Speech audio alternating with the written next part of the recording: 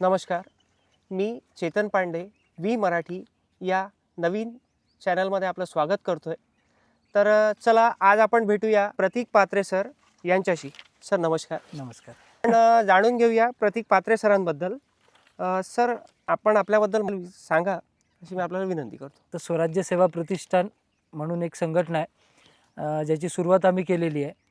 खरं तर आपल्याला माहीत आहे की महाराष्ट्र हा गडकिल्ल्यांचा देश आहे आणि छत्रपती शिवाजी महाराजांचा इतिहास हा गडकिल्ल्यांच्या शिवाय पूर्ण होत नाही.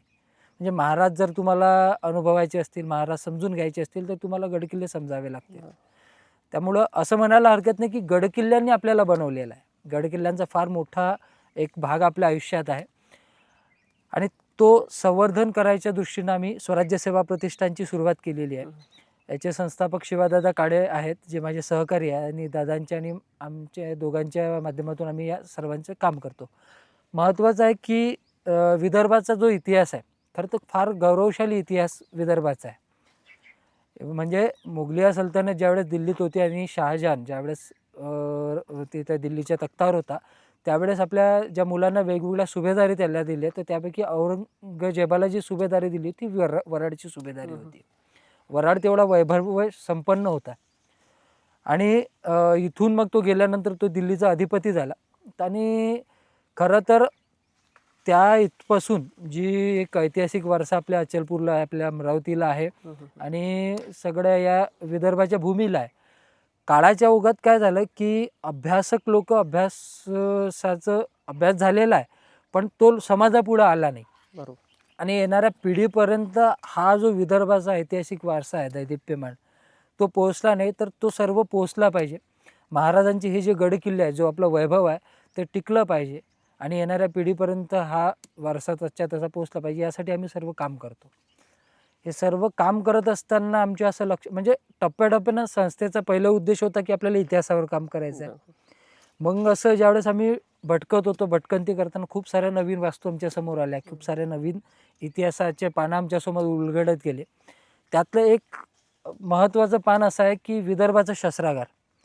कारण की काय होतं की आम्ही ज्या वेळेस भेटीगोटी घेत गेलो, काही ऐतिहासिक घराण्यांना भेटी गेलो, आमच्या लक्षात आलं की विदर्भात खूप सारे शस्त्र आहेत, आपल्या घरात खूप सारे शस्त्र आहे. पण काय झालं की आपल्या लोकांना हे माहीत नाही की हे शस्त्र आहे, म्हणून ते गंजत खितपत पडलेले होते आणि कुठेतरी रांगोळी घ्यायला, भंगारवाल्याला द्यायसाठी हे लोखंडीची वस्तू म्हणून वापरल्या गेले. म्हणजे आमचं स्वतःचं शस्त्र प्रदर्शनसुद्धा आहे आणि महाराजांच्या कृपेने जवळपास 350च्या वर शस्त्र आमच्यापाशी आहे. आणि त्याचं एक्झिबिशन आपण प्रत्येक शाळा कॉलेजमध्ये भरून तो सर्व वारसा येणाऱ्या पिढीपर्यंत पोहोचवतो. तर अशा पद्धतीनं हे संघटनेचं प्रत्येक क्षेत्रात काम, म्हणजे गडकिल्ल्यांच्या क्षेत्रात काम आहे, नवीन नवीन ऐतिहासिक वास्तू शोधण्याच्या संदर्भात काम आहे, त्यानंतर शस्त्रांच्या संदर्भात काम आहे. आपली रक्तसाखळी आहे, जवळपास 100 मुलांची आपली रक्तसाखळी. ज्यावेळेस एखाद्या गरजू व्यक्ती फोन करतो आणि त्याला रक्ताचं काम पडतं, ते अशा वेळेस आम्ही रक्तसुद्धा प्रोव्हाइड करतो. तसं प्रत्येक ह्याच्यात आमचं काम वेगवेगळ्या पद्धतीनं चालतं. तर सर पहिला प्रश्न आजचा आपण असा घेऊया की चिखलदऱ्यामध्ये गाविलगड एक किल्ला आहे, त्याबद्दल थोडी माहिती द्या. खरं तर मी आधीच सांगितलं की महाराष्ट्र किल्ल्यांचा देश आहे आणि विदर्भाच्या किंवा दक्षिण भारताच्या इतिहासात गाविलगड आणि नरनाळ हे जे मोठे किल्ले आहेत, हे याचं स्थान फार मोठं आहे. कारण की ज्यावेळेस उत्तर भारतातून दक्षिण भारतात यायचं असतं, तर त्यावेळेस हाच रस्ता पूर्वापार चालत आलेला रस्ता आहे आणि हे 2 किल्ले चेकपोस्ट म्हणून काम करायचं. त्यामुळे या सत्तेवर या किल्ल्यावर ज्याची सत्ता, त्याला समोरच्या व्यक्तीला रेव्हेन्यू द्यावा लागेल आणि हा ठरवेल तो रेव्हेन्यू द्यायचा. त्यामुळं वऱ्हाड सोन्याची कुऱ्हाड असं म्हटलं जात होतं. तर काय की साधारणतः गोंडराजांच्या काळात हा किल्ला मातीच्या स्वरूपात बांधण्यात आला. त्यानंतर गवळी या किल्ल्यावर आले आणि थोडं बांधकाम वाढत गेलं. बहामनी काळात बऱ्यापैकी या किल्ल्यात बांधकाम झालं. बहामनी काळानंतर इमादशाही आली. जसं मी सांगितलं की 5 शाह्या या देशावर राज्य करत होत्या. जसं निजामशाही झाली, कुतुबशाही झाली, बरीचशाही झाली. तर यातली एक जी होती ती आपल्या अचलपूरची इमादशाही. तर या इमादशाहीचा पहिला जो प्रधान पुरुष होता तो आपल्या गाविलगड आणि त्याची राजधानीचा गड म्हणजे आपला गाविलगड होता. तर त्या इमादशाहीच्या काळात खूप सारे बांधकाम या किल्ल्यावर झाले. जसं मोठ्या मशिदीचं बांधकाम झालं, त्यानंतर शार्दूल दरवाजा वगैरे हे सर्व बांधकाम त्या इथं झालं. त्यानंतर कालांतरानं ज्यावेळेस महाराजांचं स्वराज्य आपल्याला माहिती आहे की छत्रपती शिवाजी महाराजांनी स्वराज्य स्थापना केली. महाराज गेल्यानंतर छत्रपती संभाजीराजांचं बलिदान झाल्यानंतर ज्यावेळेस महाराष्ट्रात दुफळी निर्माण करायसाठी एक खेळ रचला गेला आणि शाहू महाराज जे होते म्हणजे छत्रपती संभाजीराजांचा मुलगा, बरोबर. तर यांना नजरकैदेतून बाहेर काढलं. आणि त्याचं असं हे होता की महाराष्ट्रात आता दोन वाद पेटतील स्वराज्यात, कारण छत्रपती ताराराणी साहेब यांनी स्वराज्य सांभाळलं होतं आणि शाहूराजे आले त्यानंतर स्वराज्यात दुफळी पडली. तर आता शाहूराजे हे संभाजीराजेचे मुलगा असल्यामुळं स्वराज्याचा पूर्ण अधिकार मागतील आणि ताराराणी साहेबांनी हे पूर्ण स्वराज्य सांभाळलं असलं आतापर्यंत, त्यामुळे ते देण्यास मनाई करतील असा समज होता. पण झालं उलटं की ताराराणी साहेबांनी शाहूराजांना अर्ध स्वराज्य दिलं आणि त्यानंतर स्वराज्याचं विस्तार इतका वाढला आहे शाहू महाराजांच्या काळात की दिल्लीवर कोण सुलतान बसेल हे महाराष्ट्र ठरवत होता. अटकपासून कटकपर्यंत, तंजावरपासून पेशावरपर्यंत जे म्हणतो ते शाहू महाराजांच्या काळात झालेलं आहे. तर त्या शाहू महाराजांच्या काळात नागपूर आणि विदर्भाची सुभेदारी ही नागपूरकर भोसल्यांकडे आली आणि त्या काळात नरनाळ आणि हे गविलगड हे जे बलाढ्य किल्ले होते हे स्वराज्यात आले, स्वराज्याचा भाग झाले. नागपूरकर भोसल्यांचे जे पहिले रघुजीराजे भोसले होते त्यांच्या अखत्यारीत ज्यावेळेस गाविलगड आला तर त्यावेळेस रायाजी भोसले म्हणून या किल्ल्याचे सरदार होते आणि त्यांच्यासोबत बेनीसिंह म्हणून किल्ल्याचा सरदार होता. तर त्या काळात या मराठ्यांची म्हणजे नागपूरकर भोसल्यांची जी मजल होती ती बंगालपर्यंत हे स्वाऱ्या करत होते आणि तिथून स्वराज्यासाठी सर्व हे लुटून आणत होते. बंगालच्या अजूनही लोकगीतांमध्ये मराठ्यांचे हे जे स्वारे होते ते किती भयानक पद्धतीच्या होत्या याचं वर्णन अजूनही बंगाली लोकगीतात आहे. आणि हा जो पूर्ण स्वराज्यासाठी जमा करून आणलेला जो हे होता ऐवज होता किंवा संपत्ती होती ही सर्व गाविलगडवर ठेवल्या जात होती सुरक्षित, कारण गाविलगड फार सुरक्षित होता. गाविलगडच्या सुरक्षेच्या बाबतीत खूप साऱ्या जे दुर्ग स्थापत्य शैलीचे ग्रंथ आहेत त्यात सांगितलं जाते की किल्ला कसा असला पाहिजे, म्हणजे किल्ल्याची सुरक्षा व्यवस्था काय असली पाहिजे, किल्ल्याची पाण्याची व्यवस्था काय असली पाहिजे, किल्ल्याची राहण्याची व्यवस्था काय असली पाहिजे. तर त्यासाठी ते सांगतात की तुम्ही एकदा गाविलगड बघून या. म्हणजे गाविलगडची सुरक्षा व्यवस्था गाविलगडची स्थापत्य व्यवस्था ही तितकी जबरदस्त आहे. आणि मी आधी सांगितलं की क्षेत्रफळाच्या दृष्टीनं महाराष्ट्रातल्या मोठ्या किल्ल्यापैकी एक किल्ला म्हणजे गाविलगड आहे. तर हा सर्व जो लुटीचा माल होता तो सर्व गाविलगडावर बेनीसिंहाच्या अखत्यारीत राहत होता. गाविलगडावर अजूनही खूप साऱ्या सुंदर वास्तू पाहण्याजोगत्या आहे. त्यात शार्दूल दरवाजाचं महत्त्व फार मोठं आहे, कारण शार्दूल दरवाज्यावर जे सिम्बॉल कोरलेले आहेत तर त्या सिम्बॉलामध्ये तुम्हाला खजुराचं झाड पाहायला मिळेल. खजूर हे मुस्लिम याच्यात जसं आपल्या याच्यात नारळाचं आपण हे पूजेत अग्रस्थान असतं त्यावेळेस मुस्लिम याच्यात खजुराचं अग्रस्थान असते. त्यानंतर त्यावर शरभाचे शिल्प आहेत, वरती गंडभेरूड आहे, गंडभेरूडच्या पायात शरभ शिल्प आहे आणि त्या दोन शरभांच्या पायात 5-5 हत्ती आहे. म्हणजे शरभ या किल्ल्याचा राजा आहे आणि हे 5 हत्ती म्हणजे 5 शाह्यांचं प्रतीक आहे. म्हणजे या ज्या राजा आहे याच्या पायदळी सर्व शाह्या नतमस्तक झालेल्या आहे. आणि वरचे जे गंडभेरूड आहे ते विजयनगर साम्राज्याचं प्रतीक आहे. म्हणजे मुस्लिम याचं सिम्बॉलसुद्धा तिथं आहे, विजयनगरचा सिम्बॉलसुद्धा तिथं आहे. असं सगळ्याचं मिक्स असा सिम्बॉल त्या आपल्या तुम्हाला शार्दूल दरवाजावर पाहायला मिळतील. त्यानंतर मोठी मशीद आहे, 21 घुमटी ती मशीद आहे आणि फार मोठं ते स्ट्रक्चर गाविलगडवर आपलं पाहायला अजूनही शाबूत अवस्थेत आहे. गाविलगडवर खूप सारे शिलालेख आहे. म्हणजे तुम्ही जर बागलिंगा दरवाजावर गेले तर तिथून आता तो फार मोठ्या प्रमाणात पडझड झालेली आहे पण त्याचे अवशेष तुम्हाला पाहायला मिळतात. त्यानंतर बुरहान बुरुज म्हणून सर्वात मोठा बुरुज आणि सर्वात सुंदर बुरुज तिथं आहे. म्हणजे त्या बुरुजाला जवळपास 14 खिडक्या आहे आणि तिथं त्या एक अरबी भाषेतला शिलालेख आहे त्याच्यात लिहिलेला आहे की जोपर्यंत चंद्र सूर्य आहे तोपर्यंत हा जो बुरुज आहे तो शाबूत राहणार आहे. महादेव मंदिर आहे, जवळपास 12 तोफ या किल्ल्यावर होत्या, त्यापैकी सध्या 7.5 तोफा या किल्ल्यावर अजूनही शाबूत अवस्थेत आहे. त्यापैकी एक सर्वात लांब पल्ल्याची तोफ जी 25 फुटी तोफ आहे ती आपल्या गाविलगडवर, जिचं नाव कालभैरव तोफ आहे. कडक बिजली म्हणून एक लवादा पठारावर तोफ आहे. या सर्व तोफा ज्या आहे या बांगडी प्रकाराच्या तोफा आहेत. बांगडी तोफा म्हणजे तोफीचे 2 मुख्य प्रकार येतात, एक भरीव तोफ असते आणि दुसरी बांगडी तोफ. भरीव तोफ म्हणजे एकसंध ती पोलादानं बनवलेली असते.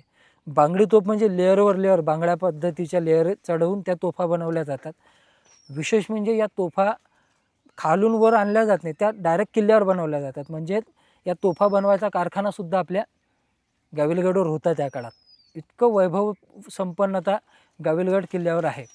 आणि सर्वात महत्त्वाचा जो भाग आहे गाविलगडच्या इतिहासातला तो म्हणजे आपला 1803चं युद्ध. म्हणजे ज्यावेळेस नागपूरकर भोसल्यांच्या अखत्यारीत होता आणि बेनीसिंहच्या अखत्यारीत हा किल्ला होता. आणि मी आधीच सांगितलं आहे की सर्व रेव्हेन्यू जो राहत होता, सर्व जी संपत्ती राहत होती ती गाविलगडवर सुरक्षेच्या दृष्टीने ती ठेवल्या जात होती. त्यामुळं इंग्रजांनी आता त्या काळात पूर्ण महाराष्ट्रभर पूर्ण भारतभर पाय पसरणं सुरू केले होते. आणि त्यांच्या डोळ्यात एक किल्ला होता, तो म्हणजे गाविलगड. कारण की खूप मोठं प्रचंड संपत्ती तुम्हाला भेटणार होती. आणि खूप प्रयत्न केले पण गाविलगड हाती येत नव्हतं, कारण सुरक्षेच्या दृष्टीनं फार मोठा जबरदस्त तिथली नियोजन आहे. आणि तो जो किल्लेदार बेनीसिंह होता त्याचं नियोजन खूप जबरदस्त होतं. म्हणजे बुलढाणा जिल्ह्यातल्या जाफ्ताबाद पर्यंत हे लोक इंग्रजांचा पाडाव करायसाठी तिथपर्यंत गेले. पण दुर्दैवानं प्रत्येक वेळेस आपल्या बेनीसिंह आणि सरदारांना त्यांच्या शिकस्त मिळाली. त्यानंतर इथं ज्यावेळेस ते आले, अकोटपेशी अडगाव म्हणून गाव आहे, तिथंसुद्धा युद्ध झालं. ती युद्धसुद्धा मराठे हारलेत. पण त्या युद्धात इंग्रजांचं खूप मोठं हानी झाली, खूप सारे अधिकारी मारले गेले. म्हणजे इतिहासाचं एक जबरदस्त विषय असा आहे की आपण किती दुर्लक्ष आपल्या पूर्वजांकडे, आपल्या इतिहासाकडे किंवा आपल्या या पराक्रमी मावळ्यांकडे करतो. ते बघा की तिथं जे इंग्रज सैनिक मारल्या गेले आणि त्यांचे गेल्यानंतर तिथं त्यांच्या समाध्या उभारल्या. अजूनही आस्थागायत त्यांचे सर्व वंशज दरवर्षी डिसेंबर महिन्यात तिथे येतात, 3-4 दिवस तिथे राहतात, त्यांना मानवंदना देतात आणि आपापल्या ठिकाणी निघून जातात. वातावरण प्रतिकूल आहे, खानपान सगळ्या गोष्टी प्रतिकूल आहे, तरीसुद्धा आपल्या छोट्या छोट्या बाळांना मुलांना घेऊन ते येतात. आपल्या पूर्वज इथं धारातीर्थी पडले हे त्यांना सांगतात आणि येणारी पिढीसुद्धा ते फॉलो करते. म्हणजे ते लोक त्यांच्या पूर्वजांचा इतिहास किती राखून आणि येणाऱ्या पिढीला सांभाळतात. म्हणजे अजूनपर्यंत त्यांना त्यांच्या इतिहासाबद्दल किती जाणीव आहे. किती म्हणजे ते झाल्यानंतर मग हे सर्व इंग्रज अधिकारी इथं आले आणि याचं जे प्रतिनिधित्व करत होता इंग्रजांच्या बाजूनं तो लॉर्ड वेलस्ली होता. या वेलस्लीचं जो इंग्रजांच्या इतिहासातलं महत्त्वाचं स्थान असं आहे की हे युद्ध संपल्यानंतर इंग्रजांच्या तर्फे त्याला नेपोलियनचा पराभव करण्यासाठी पाठवण्यात आलं. कारण नेपोलियनचा सर्वात जास्त त्रास म्हणजे इंग्रजांना आपल्याला माहीत आहे पूर्ण जगावर त्यांचं एक साम्राज्य होतं आणि नेपोलियन खूप जास्त त्रासदायक त्यांना होत होता, म्हणून याचा पाडाव करायचा आहे. तर त्यासाठी वेलस्लीची नियुक्ती करण्यात आली. ही युद्ध संपल्यानंतरची गोष्ट आहे बरं. हे युद्ध काय आहे मी तुम्हाला नंतर सांगतो, म्हणजे ते तुमच्या लक्षात येईल. तर तो तिथे गेला आणि त्यांना नेपोलियनचा पराभव केला. त्यांना ती जे मेंटेन केलेली डायरी आहे त्यातून सगळ्या गोष्टीचा उलगडा होतो. खूप साऱ्या आपल्या लोकांनी ज्यांनी PhD वगैरे संशोधन केलेलं आहे त्यांनी ती डायरी आणि त्याची ती पानं त्यांचे स्कॅन करून आणलेलं आहे. तर त्यात त्यांनी लिहिलं की मला नेपोलियनचा पराभव करणं फार काही मोठी गोष्ट झाली नाही, कारण मराठ्यांसोबत जे गाविलगडचं युद्ध मी लढलो त्यात मराठी कशी युद्धनीती वापरतात हे मला आधीच माहिती झालेलं होतं आणि त्यामुळे नेपोलियनसुद्धा त्याच पद्धतीची युद्धनीती अंमलात आणत होता आणि म्हणून मला त्याचा पराभव करणं काही फार मोठी गोष्ट झाली आहे. तो पराभव झाल्यानंतर ब्रिटनचा पंतप्रधान हा वेलस्ली झालेला, म्हणजे ब्रिटनच्या लोकांनी याला पंतप्रधान केलेला आहे. तर झालं असं मौज अशी की आपण आता गाविलगड या विषयाकडे येऊ की ज्यावेळेस लावादा पठारावर म्हणजे ते सगळं युद्ध रंगलेलं आहे आणि आपल्या लोकांच्या म्हणजे फितुरीचा जो शाप आपल्या मराठ्यांना लागलेला आहे, कारण देवगिरीसुद्धा पडली ते फितुरीमुळं, जो आपण विषय आता पुढे घेणार आहोत. तर आपली तशीच फितुरी झाली आणि कधीही अजिंक्य राहणारा गाविलगड आणि पडणार हे नक्की आहे. कारण की होणारं किल्ल्यावरचं जे बारूद होतं, धान्य कोठार संपलं, बारूद होतं, त्यावेळेस बेनीसिंहाला निर्णय घ्यावा लागला की किल्ल्यावर जी संपत्ती आणि स्त्रिया आणि म्हातारे लोक आहेत, मुलं बाळं आहेत, हे सर्व नरनाळ्यावर त्यानं पाठवले आणि निवडक सरदारांसोबत तो तिथं राहिला. आणि या वेळेस त्याच्या 14 स्त्रिया ज्या होत्या त्यांनी नकार दिला की नाही, ज्या किल्ल्यानं आजपर्यंत आम्हाला सांभाळलं, ज्यावेळेस तो किल्ला पडायची स्थिती येत आहे त्यावेळेस आम्ही पडून जावं हे आमच्या मनाला पटत नाही, त्यामुळं आम्हीसुद्धा या किल्ल्यावर. म्हणून त्या सरदारांसोबत त्या 14 स्त्रिया म्हणजे बेनीसिंहाची पत्नी रूपकुवरसुद्धा त्यात होती. तर ते सर्व तिथं थांबले. आता विषय असा की बेनीसिंहानं जर ठरवलं असतं तर इंग्रजांशी तह करून त्यानं किल्ला इंग्रजांच्या स्वाधीन केला असता आणि स्वतःचा जीव वाचू शकला असता. पण छत्रपती शिवाजी महाराजांचा दंडक होता की जीव गेला तरी 72, पण किल्ला राहायला पाहिजे, कारण किल्ला म्हणजे स्वराज्य. म्हणून बेनिसियांना मृत्यू समोर दिसत होता, पराभव समोर दिसत होता, पण तरीसुद्धा निवडक सहकाऱ्यांसोबत तो युद्धाच्या यात उतरला आणि ठरल्याप्रमाणातच गोळाबारूद सगळं हे झालं आणि फितुरीमुळं किल्ला पडला. वर्णन त्या किल्ल्याचं असं आहे की दिल्ली दरवाजा पार करून इंग्रजी ज्यावेळेस आतमध्ये शिरले तर त्यावेळेस ते भयानक भीषण युद्ध असं होतं की ज्यावेळेस ते प्रेतांची रीग होती तर त्या इंग्रजांनी लिहून ठेवलं आहे की इंग्रजांच्या प्रेतांची अशी ढीकच्या ढीक पडलेली होती आणि त्याच्यावर बेनिसिंहाचं प्रेत होतं. इतके लोक त्यानं कापून काढले आणि धारातीर्थी पडला. रायाजी भोसले म्हणून जे किल्ल्याचे सर्वात ज्येष्ठ सरदार होते त्यांनीसुद्धा पराक्रमाची या वयात पराक्रमाची म्हणजे 75चं वय त्यांचं असतानासुद्धा त्यांनी पराक्रमाची शर्थ केली आणि सरतेशेवटी किल्ला पडला, बेनिसिंह धारातीर्थी पडला. ज्या 14 स्त्रिया होत्या त्यांनी आधीच, कारण जौहर ही परंपरा राजपुतानातली आणि बेनिसिंह राजपूत असल्यामुळं त्या स्त्रियांनी देवतलावाच्यावर चितार असलेल्या होत्या आणि बेनिसिंह पडला, धारातीर्थी पडले हे त्यांना माहिती पोहोचल्याबरोबर त्यांनी ते चिता पेटवल्या आणि 14 स्त्रियांनी स्वतःला आत्मसमर्पण अग्नीच्या याच्यात केलं. कारण त्यांना माहिती आहे की शत्रूच्या हाती आपण जर सापडलो तर आपल्या अब्रूची ही राखरांगोळी होईल. त्यामुळे शत्रूच्या हाती सापडून अपवित्र झाल्यापेक्षा अग्नीच्या तेजोमय ज्वालेत स्वतःला झोकून दिलेलं कधी चांगलं. म्हणून त्या 14 स्त्रियांनी आत्माहुती तिथं दिली आणि दरवर्षी 15 डिसेंबरला आपण तिथं फार मोठ्या प्रमाणात मोहिमेचं आयोजन करतो. जवळपास 350 ते 400 तरुणी असतात. बागलिंगा गावातून जवळपास 6 तासाची चढाईगत आपण किल्ल्याच्या वर चढतो आणि हा सर्व इतिहास आपण अनुभवतो स्वराज्य सेवा प्रतिष्ठानच्या माध्यमातून. आणि जवळपास 7 वर्ष झाले आपण ही जी शृंखला आहे ही अखंड चालवत आहे. कारण की जौहर ही परंपरा फक्त आपल्याला राजपूत, जौहरीची इतिहास आपल्याला राजपूतान्यात आणि राजस्थानमध्ये ऐकायला मिळेल, पण विदर्भातला पहिला जौहर आपल्या गविलगडवर झालेला आहे हे आजपर्यंत लोकांना माहीत नाही. आणि गविलगडचा इतका शौर्यशाली इतिहास आहे हे अजून आपल्या लोकांना माहीत नाही. भरपूर लोकांना हे सुद्धा माहीत नाही की अमरावती जिल्ह्यात गविलगड नावाचा किल्ला आहे.